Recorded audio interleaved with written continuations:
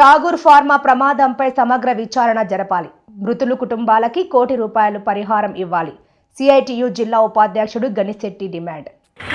అనకాపల్లి జిల్లా పరవాడ ఫార్మాసిటీలోని ఠాగూర్ ఫార్మా కంపెనీలో విషవాయువులు లీక్ అయిన ఘటనలో 27 మంది కార్మికులు అస్వస్థతకు గురవ్వగా 2 మృతి చెందారు.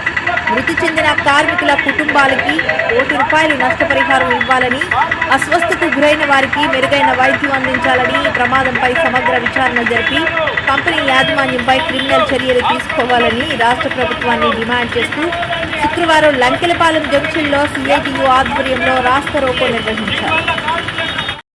అనకాపల్లి జిల్లాలో ఉన్నటువంటి పరవాడ ఫార్మాసిటీలో ఠాగూర్ ల్యాబొరేటరీస్లో జరిగినటువంటి ప్రమాదం మీద సమగ్రమైన విచారణ చేయాలి. అలాగే మంత్రి ప్రకటించినటువంటి ఏదైతే ఈరోజు పత్రికల్లో చూసి మేము కూడా కార్మిక సంఘాలుగా చాలా ఆశ్చర్యానికి గురవలసినటువంటి పరిస్థితి. ఇప్పటికే రాష్ట్ర ముఖ్యమంత్రి చంద్రబాబు నాయుడు గారు ₹1 కోటి నష్టపరిహారం ఎసెన్షియా ఫార్మాలో కానీ సినర్జన్లో కానీ స్వయంగా రాష్ట్ర ముఖ్యమంత్రి ప్రకటించి ₹1 కోటి బాధిత కుటుంబాలకు అందజేశారు.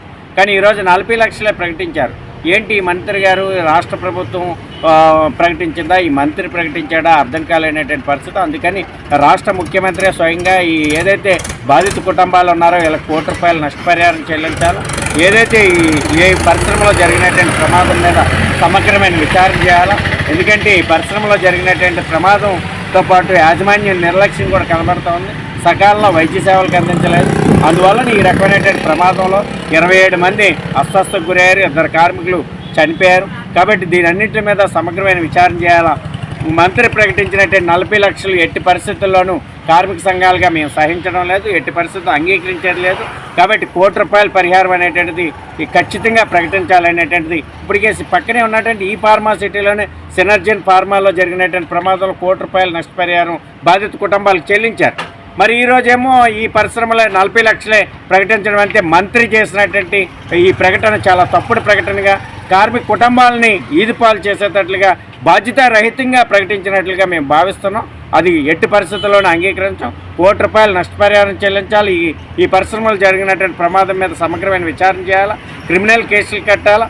ఎట్టి పరిస్థితుల్లోనూ ఈ పరిశ్రమ మీద ఆ రకమైనటువంటి నివేదిక ఆధారంగా చర్యలు లేకపోతే మాత్రం భవిష్యత్తులో ఎట్లాంటి ప్రమాదాలు జరిగేటువంటి పరిస్థితి ఉంది. అందుకని inspector of factory pollution control board అన్ని శాఖల అధికారులు సమగ్రమైన విచారణ చేయాలనేసి CITU pharma city staff and workers union demand చేస్తాం.